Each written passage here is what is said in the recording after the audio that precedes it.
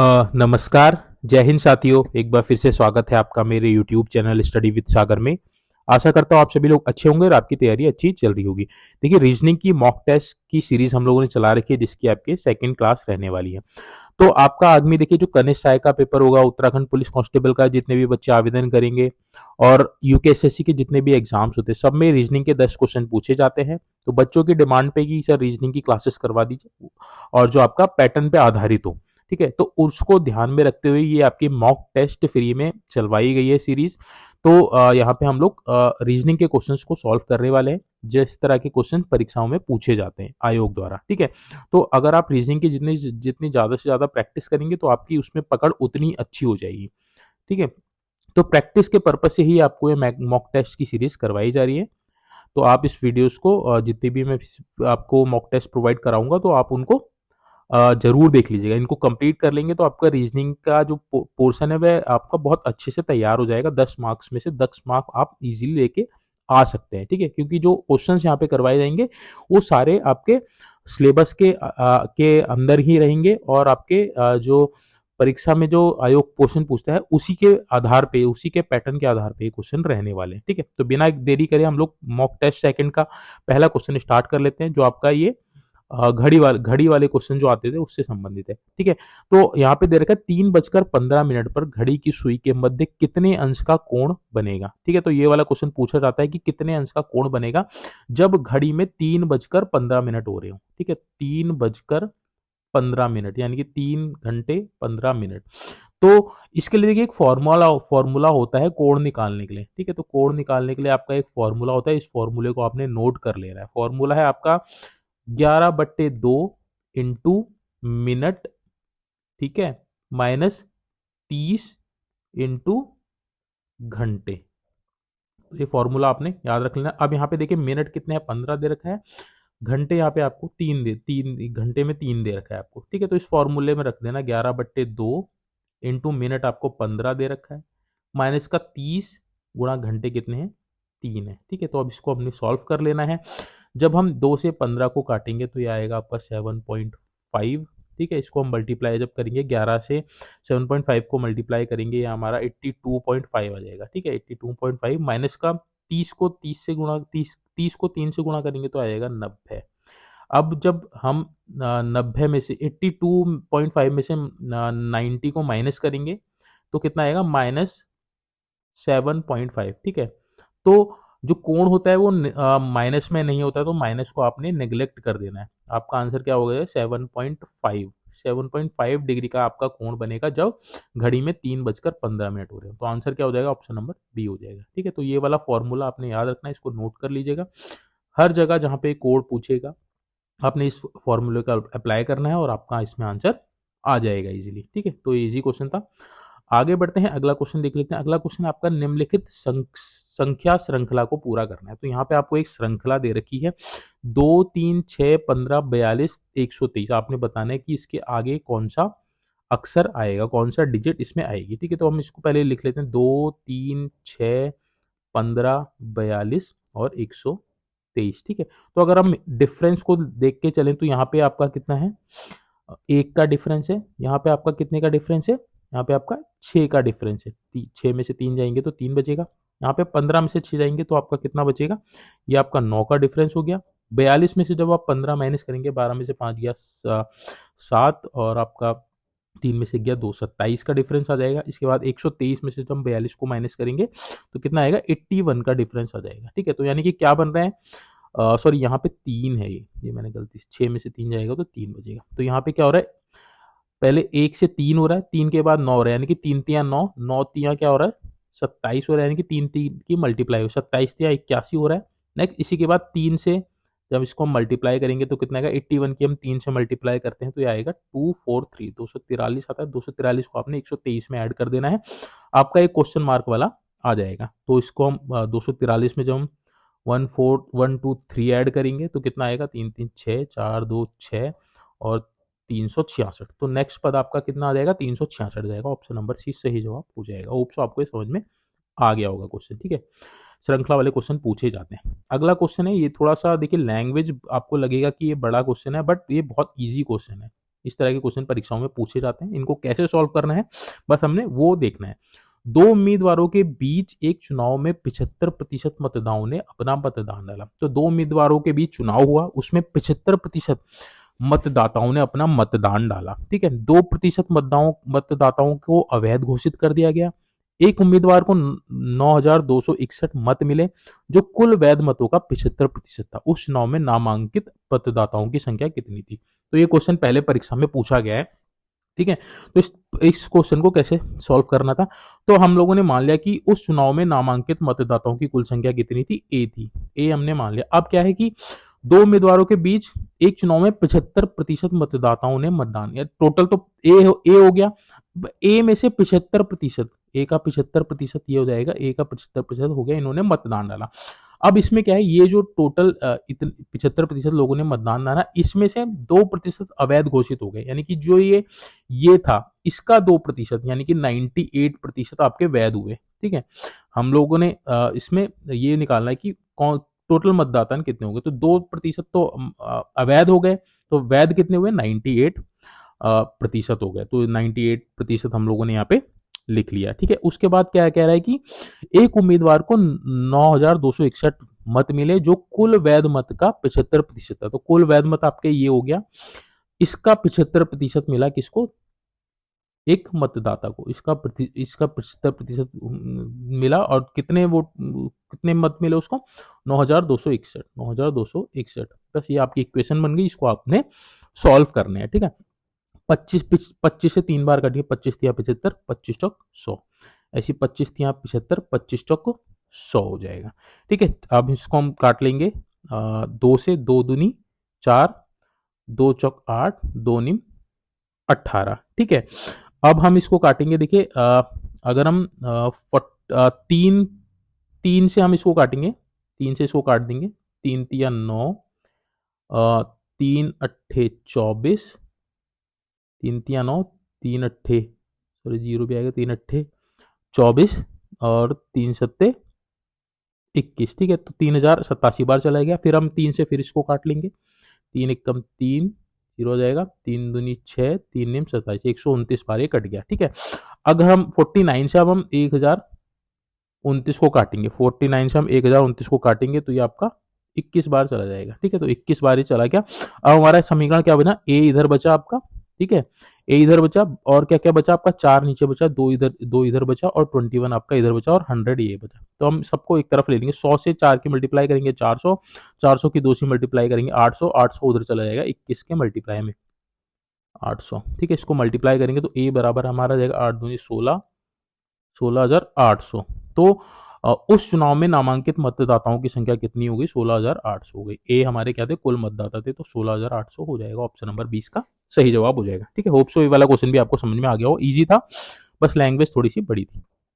आगे बढ़ते हैं, अगला क्वेश्चन, दिए गए विकल्पों में विषम का पता लगाएं। तो आपने यहाँ पे लगाना है कि इसमें से विषम कौन सा है। ठीक है, तो यहाँ पे कुछ संख्याएं आपको दे रखी हैं, आपने बताना है कि विषम कौन सा है। ठीक है, तो इसको कैसे सॉल्व करना है? देखिए 13 की अगर हम अगर 13 का स्क्वायर करेंगे तो 13 यहाँ 169 होता है, बट ये मैच नहीं कर रहा है, तो इसको हम लोग दूसरे मल्टीप्लीकेशन वाला इसमें नहीं लगने वाला, इसको हम लोग दूसरी तरफ से सॉल्व करेंगे। देखिए 6 to 5 को हम देखते हैं। 6 to 5 से आपका क्या बन रहा है? 13 बन रहा है। तो कैसे बन रहा है? अगर हम इनको ऐड कर दें, 6 + 2 + 5, यानी कि 6 2 8, 8 5 13, तो ये 13 आ गया। तो ये वाला क्लियर हो गया। ऐसे 7 to 9 के आगे क्या लिखा है? 18 लिखा है। इसको अगर हम ऐड करें 7 + 2 + 9, 7 2 9, 9 और 9 18, तो ये वाला भी बिल्कुल ठीक हो गया।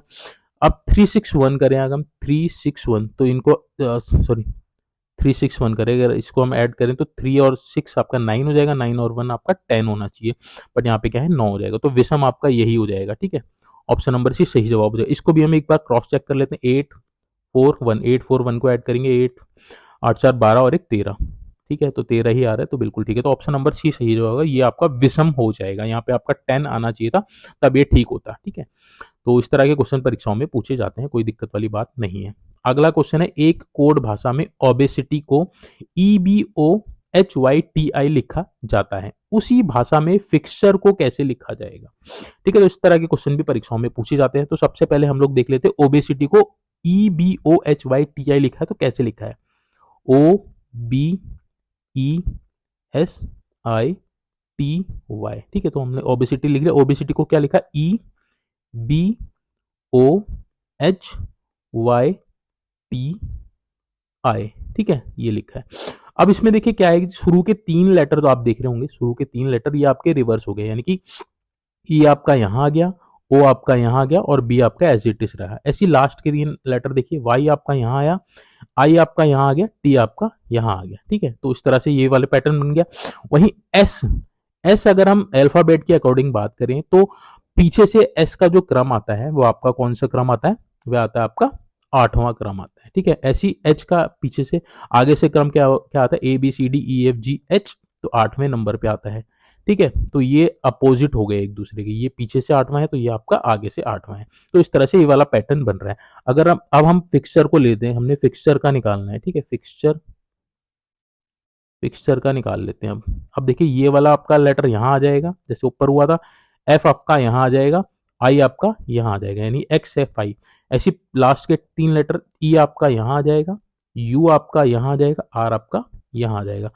टी, टी की अगर हम बात करें तो टी देखिए पीछे से कौन से नंबर पे होता है, टी होता है पीछे से आपके 7वें नंबर पे, ठीक है। तो ऐसी आगे से 7वां नंबर किसका होगा, तो आगे से जो 7वां नंबर होता है वो होता है आपका आगे से 7वें की अगर हम बात करें तो वो होता है आपका जी, आगे से 7वां आपका जी होता है, ABCDEFG, तो 7वां नंबर आपका इसका होता है। तो आपका क्या बना, XIFGERU, XIF तो देखिए आपका 3 में है, इसमें भी है, इसमें भी है। अगला हमारा क्या बना, GERU आपका ऑप्शन नंबर बी में हो जाएगा, ठीक है। और आपके गलत है, तो ऑप्शन नंबर 20 का सही जवाब हो जाएगा। इस तरह से इस वाले क्वेश्चन को सॉल्व करना था। होप सो आपको ये वाला क्वेश्चन भी समझ में आ गया होगा। आगे बढ़ते हैं, अगला क्वेश्चन, नीचे दिए गए कूट के अनुसार प्रश्नवाचक चिन्ह के स्थान पर क्या आएगा, ठीक है। तो ये भी अच्छा क्वेश्चन है, इसको कैसे सॉल्व करना है, तो ADE के को लिखा गया है FGH, ऐसी KNO को क्या लिखा जाएगा, तो ADE को क्या लिखा गया है, FGH लिखा है, FGJ लिखा गया है, ठीक है। तो हमने निकालना है KNO को क्या लिखा जाएगा, ठीक है। तो अब इस पे हम लोग देख लेते हैं। देखिए अल्फाबेट में ए का क्या स्थान होता है, ए का पहला होता है, डी आपका कौन से नंबर पे होता है, डी आपका चौथे नंबर पे होता है, ई आपका 5वें नंबर पे होता है, ठीक है। तो आपको ये जो अल्फाबेट में जो आपके जितने भी अल्फाबेट्स हैं उनके सबके क्रमांक आपको याद होने चाहिए, ठीक है। तो ए आपका पहले नंबर पे, डी आपका चौथे नंबर पे होता है, ई आपका 5वें नंबर पे होता है। एफ की बात करें तो एफ आपका 6 नंबर पे होता है, जी की बात करें तो 7वें नंबर पे होता है, जी आपका 10वें नंबर पे होता है, ठीक है। अब देखिए यहाँ पे क्या हो रहा है, ए के बाद क्या आ रहा है, एफ आ रहा है, तो यानी कि +5 आपका ऐड हो गया। अब डी के बाद यहाँ पे क्या आ रहा है, जी आ रहा है, ठीक है। तो डी के बाद जी आ रहा है, यहाँ पे डी का 4 था और यहाँ पे आपका कितना हो गया, 7 हो गया। तो ये कितने कितने ऐड हुआ, इसमें 3 ऐड हुआ। ऐसी ई के बाद आपका क्या आ गया, ई के बाद जी आया, यानी कि 5 का इसमें एडिशन हुआ, ठीक है। तो ये आपका पैटर्न बना है। अब इसी अनुसार हम लोग देखते हैं के का क्या होता है, के का जो क्रमांक होता है वो 11 होता है, एन का क्रमांक की बात करें तो 14 होता है, और ओ की क्रमांक की बात करें तो ओ का आपका 15 होता है, ठीक है। तो अब हम इसी पैटर्न पे चलेंगे। के का 11 था तो 11 में हम लोगों ने 5 ऐड किया, क्योंकि पहले वाले में आपका 5 ऐड हुआ था, तो क्रमांक आपका क्या बनेगा, ये आपका जो 16वें स्थान पे होगा। तो 16वां स्थान किसका होता है, 16वां स्थान होता है आपका पी का होता है। तो वही मैं कह रहा हूँ कि आपको क्रमांक याद होनी चाहिए। नेक्स्ट आपका 3 ऐड हुआ था, तो 14 में आपका क्या होगा, 3 ऐड होगा, 14 में 3 ऐड हो जाएगा तो कितना आ जाएगा, 17। तो 17वें स्थान पे क्या होता है, 17वें स्थान पे क्यू होता है, ठीक है। ऐसे ही आपका ओ का कितना था, 15।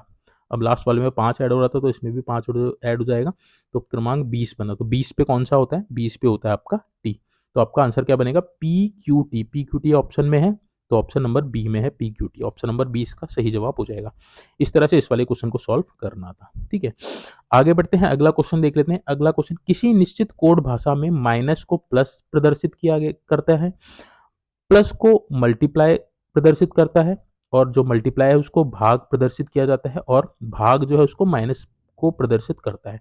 निम्न समीकरण को आपने हल करना है, ठीक है। तो आपने यहाँ पे कोड दे रखा है, पहले हमने ये वाली जो समीकरण है इसको उतार लेना है, हमने इसका मान बताना है, यहाँ पे क्वेश्चन मार्क की जगह क्या आएगा, इसको सॉल्व करना है ऊपर कूट के अकॉर्डिंग, ठीक है।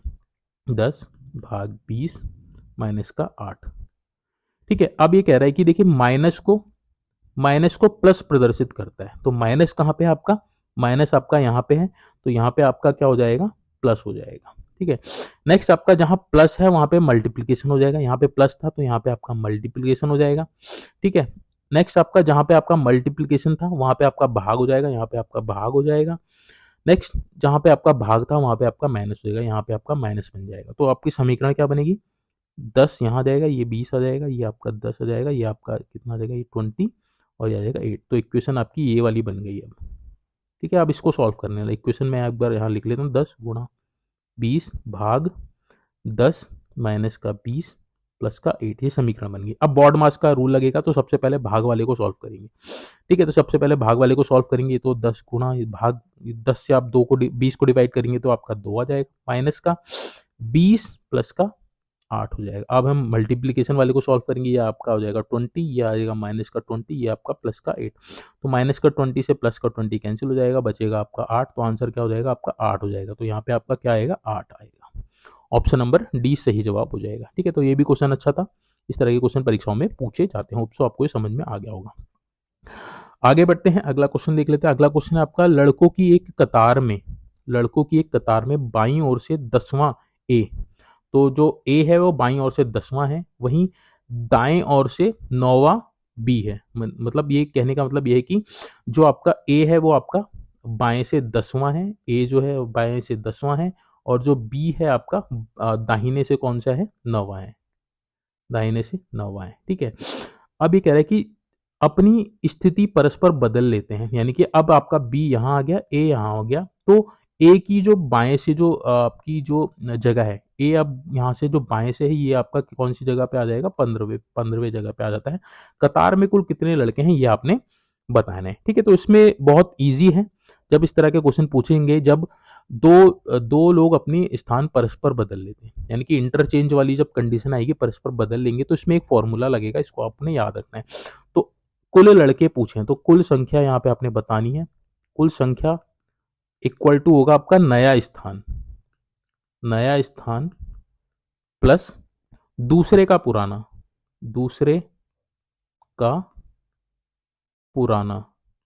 माइनस का 1, ठीक है। अब नया स्थान किसका हुआ है, तो देखिए ए बाएं से 15वां हो जाता है, तो नया स्थान हमें केवल ए का दे रखा है, तो कौन सा स्थान हो गया, ए का 15वां हो गया। तो नया स्थान किसका हुआ, ए का हुआ, तो 15 हो जाएगा नया स्थान, ठीक है। तो नया स्थान क्योंकि एक ए का ही दे रखा है। नेक्स्ट दूसरे का पुराना, तो दूसरा ए का तो हमें नया स्थान पता चल गया, बी का हमें पुराना पता है, नया नहीं पता है, तो बी का पुराना क्या था, 9वां था, ठीक है, 9वां स्थान था। तो प्लस यहाँ पे आपका 9 आ जाएगा, माइनस का 1 कर देंगे, तो ये आपका क्या बनेगा, 15 प्लस 9 इक्वल टू 24 होता है, ठीक है। माइनस का 1 करेंगे, इक्वल टू आपका 23 हो जाएगा। तो कुल लड़कों की संख्या कितनी हो जाएगी, 23 हो जाएगी। ऑप्शन नंबर 20 सही जवाब हो जाएगा। ये आपका फॉर्मूला याद रखना है, बहुत काम आएगा आपके, ठीक है। इसको नोट करके रख लीजिएगा, जो जो फॉर्मूले मैंने आपको बताए हैं, आप नोट्स अपने तैयार कर लीजिएगा। आगे बढ़ते हैं, अगला क्वेश्चन देख लेते हैं। अगला क्वेश्चन है, आकृति को समझिए और बताइए कि प्रश्नवाचक की जगह कौन सी आकृति आएगी। तो यहाँ पे आपको देखिए कुछ आकृति दे रखी है, 1 2 3 आकृति दे रखी है, आपको ये बताना है कि ये क्वेश्चन मार्क की जगह कौन से आएगी। और यहाँ पे आपको 4 ऑप्शंस दे रखे, तो आपने बताना है इन 4 में से कौन सा आंसर सही होगा। तो हमने सबसे पहले आकृति को पढ़ना है। देखिए यहाँ पे क्या है, पहले वाले क्वेश्चन में क्या है कि यहाँ पे केवल ये वाला जो सिंबल है, ये वाला सिंबल सिंगल है, यहाँ पे क्या हो गया, 2 हो गए यहाँ पे सिंबल, एक ये आ गया, एक ये आ गया, ठीक है। इसकी डायरेक्शन नहीं रही, जो दूसरा आया उसकी डायरेक्शन अपोजिट हो गई, और ये वाले क्या हो गए, ये वाला हट गया इस पे, और क्या हुआ, ये जो आपका एरो था, अब ये एरो अंदर को हो गया, ठीक है। तो पहले वाले में इतनी डिफरेंस हुआ। अब इसके नेक्स्ट वाले में क्या हुआ, देखिए यहाँ पे 2 थे ये वाले चिन्ह, अब यहाँ पे 3 चिन्ह हो गए, ठीक है। तो ये वाला जो पोर्शन है, देखिए ये वाला इतना जो पोर्शन है, ये तो ये हो गया, ये आपका ऐड हो गया, तीसरा इसमें ऐड हो गया, और ये वाली लाइन जो यहाँ हटी थी, ये लाइन दोबारा आ गई है, और ये एरो जो पहले अंदर को हुआ था, अब ये फिर से बाहर को हो गया, ठीक है, फिर से बाहर को हो गया। अब जो नेक्स्ट वाले में होगा, नेक्स्ट वाले में देखिए यहाँ पे क्या हुआ, पहले 1 थी, यहाँ पे 2 हुई, अब यहाँ पे 3 हुई, तो अब यहाँ पे 4 हो जाएंगी, ये वाला जो सिंबल हो जाएंगे 4 हो जाएंगे। तो 4 किस किस सिंबल में है, तो 1 2 3 4, 1 2 3 4, 1 2 3 4, तो ये वाला तो हो ही नहीं सकता आपका, इन तीनों में से आपका कोई एक आंसर होगा, ठीक है। अब हम एरो की बात कर लेते हैं। एरो देखिए आपका क्या है, पहले आपका बाहर को था, फिर आपका अंदर को हुआ, फिर बाहर को हुआ, अब क्या होगा, नेक्स्ट अंदर को हो जाएगा। तो अंदर को कौन सा वाला है, अंदर को इसमें भी है और इसमें भी, तो ये वाला आपका फिर एलिमिनेट हो गया। ठीक है, ये वाला भी आपका एलिमिनेट हो गया। अब हम आगे बढ़ते हैं, अब देखते हैं कि और क्या कंडीशंस हो सकती हैं। ठीक है, इसमें हम लोग देखेंगे कि पहले आपकी लाइन थी, फिर उसके बाद लाइन हट गई, फिर आपकी लाइन आई, फिर आपकी लाइन हट जाएगी। तो अब इसमें देखिए लाइन है, लाइन जो, तो ये भी आपका नहीं होगा क्योंकि इसमें लाइन हटेगी, तो लाइन हट जाएगी, किस वाले में हट गई? आपके ऑप्शन नंबर डी आपका सही जवाब हो जाएगा, इसमें ये वाली लाइन नहीं है। तो इस तरह से इस वाले क्वेश्चन को सॉल्व करना था, इजी था, आपने इजीली इसको कर पाएंगे, इसमें कोई आपको दिक्कत नहीं होने वाली। ठीक है, आगे बढ़ते हैं। अगला क्वेश्चन ये आपका कैलेंडर वाला क्वेश्चन है। कैलेंडर वाला क्वेश्चन बहुत बार परीक्षाओं में पूछा जाता है, तो इसको हम लोग यहाँ पे सॉल्व करेंगे। यदि 17 दिसंबर को, ठीक है, यदि 17 दिसंबर 1982 को शनिवार था, तो आपने बताना है 22 दिसंबर 1984 को कौन सा दिन होगा। ठीक है, तो 17 दिसंबर हम यहाँ पे लिख लेते हैं, 17 दिसंबर 1982, 1982। ठीक है, अब हमने कहाँ तक पहुंचना है? 22 दिसंबर 1984 तक पहुंचना है। इसके बाद हम लिख लेते हैं 17 दिसंबर 1983, 17 दिसंबर 1984। तो सन पे तो पहुंच गया 1984, अब हमें 22 दिसंबर तक भी पहुंचना है। यहाँ पे 17 दिसंबर है, तो यहाँ पे हम लिख देंगे 22 दिसंबर 1984। ठीक है, अब देखिए यहाँ पे आपको पता होगा कि जब लीप ईयर होता है तो यानी कि वहां पे 366 दिन होते हैं। जो नॉर्मल साधारण ईयर होता है वहां पे आपका वहां पे 365 दिन होते हैं, तो हम 7 से डिवाइड करेंगे तो वहां पे आपका एक दिन एक्स्ट्रा बचता है। तो हम लोग यहाँ पे देख लेते हैं, ये आपका लीप ईयर नहीं है, 1982 लीप ईयर नहीं है, तो यहाँ पे आपका एक दिन एक्स्ट्रा होगा। ठीक है, 1983 की बात करें, यहाँ पे भी आपका एक दिन ही एक्स्ट्रा होगा। सॉरी, 1982 से हम 82 से 83 में जाएंगे, यहाँ पे आपका एक दिन एक्स्ट्रा होगा। ठीक है, क्योंकि लीप ईयर नहीं है, 1982 ना 82 लीप ईयर है ना 83। 83 से 84 में जाएंगे तो 84 आपका लीप ईयर हो जाएगा, यहाँ पे +2 हो जाएगा। अब यहाँ पे 1984, 17 दिसंबर 1984 से 22 दिसंबर 1984 में जाने में कितने दिन लगेंगे? यानी कि 18, 19, 20, 21, 22, तो 5 दिन और ऐड होंगे आपके, 5 दिन और ऐड हो गए। तो ये कितने दिन हो गए आपके? 1 + 2 + का 5, ये हो जाएगा आपका 3 और 5, 8 हो जाएगा। ठीक है, 8 को हम लोग 7 से डिवाइड करेंगे, 7 से डिवाइड करेंगे, एक रिमाइंडर आएगा, तो आपका दिन क्या हो जाएगा? पहले शनिवार था तो शनिवार में आपका एक ऐड हो जाएगा, शनिवार के बाद आपका क्या आएगा? रविवार हो जाएगा। तो आपका आंसर क्या हो जाएगा? रविवार। ठीक है, तो 22 दिसंबर 1984 को कौन सा दिन होगा? रविवार होगा, ऑप्शन नंबर डी सही जवाब हो जाएगा। होप सो ये वाला क्वेश्चन भी आपको समझ में आ गया होगा। ठीक है, देखिए ये थी आज की क्लास, जिसमें हम लोगों ने रीजनिंग के सेकंड मॉक टेस्ट को यहाँ पे सॉल्व किया है। ये जो पैटर्न है आपका उत्तराखंड में जो आपका यूकेएसएससी द्वारा जो पेपर बनाया जाता है उस पर आधारित है। तो आपके उत्तराखंड पुलिस, कनिष्ठ सहायक और जितने भी यूकेएसएससी द्वारा ग्रुप सी के एग्जाम्स करवाए जाते हैं सभी के लिए इंपॉर्टेंट है। साथ में जिस भी पेपर में रीजनिंग पूछी जाती है, चाहे वो उत्तराखंड सब इंस्पेक्टर का हो, लोअर पीसीएस का हो, अपर पीसीएस का हो, जिसमें भी रीजनिंग पूछी जाती है, तो सभी के लिए ये आपकी क्लास इंपॉर्टेंट रहने वाली है। तो अगर आप किसी भी एग्जाम्स की तैयारी कर रहे हैं जिनको मैंने बताया, तो आप चैनल से जरूर जुड़ जाइए। इसकी पीडीएफ, ताकि आप इसको सॉल्व कर सकें अपने आप से, तो उसको मैं टेलीग्राम चैनल पे डाल दूंगा। आप टेलीग्राम चैनल भी ज्वाइन कर सकते हैं, ताकि ये जो पीडीएफ है आप इसको वहाँ से ले सकें और इसको आप सॉल्व कर सकें। ठीक है, इसमें साथ में देखिए जो मैंने फॉर्मूले बताए हैं, उस फॉर्मूलों को भी आप नोट कर लीजिएगा और अपने नोट्स बना लीजिएगा, जिससे आप कभी भी जब आपने एग्जाम की तैयारी करने बैठेंगे तो रीजनिंग आप इजीली इसको कर पाएँ। ठीक है, तो पर्पस यही है कि आप रीजनिंग को बहुत अच्छे से करें, क्योंकि रीजनिंग आपका स्कोरिंग सब्जेक्ट है। ये आपको हेल्प करेगा आपको मेरिट में आपका नाम लाने में। ठीक है, तो आप चैनल से जुड़ जाइए। अगर आपका कोई डाउट है किसी भी क्वेश्चन में, तो आप प्लीज़ कमेंट बॉक्स में मेंशन जरूर कीजिएगा। मैं कोशिश करूंगा आपका जो भी डाउट है उसको क्लियर कर सकूं। साथ में अगर आपको वीडियो अच्छी लगी तो प्लीज़ कमेंट बॉक्स में मेंशन जरूर कीजिएगा, ताकि ये मॉक टेस्ट की सीरीज कंटिन्यू की जा सके और आपको ये मॉक टेस्ट आगे और भी क्लासेस आपको दी जा सकें। ठीक है, अगर आपको अच्छी लगी है तो। ठीक है, चलिए आज की वीडियो इसको यहीं पे हम लोग एंड करते हैं। बाकी आप अपनी तैयारी को कंटिन्यू रखिए, अच्छे से पढ़िए, सिलेक्शन आपका जरूर होगा। Thank you so much watching this video.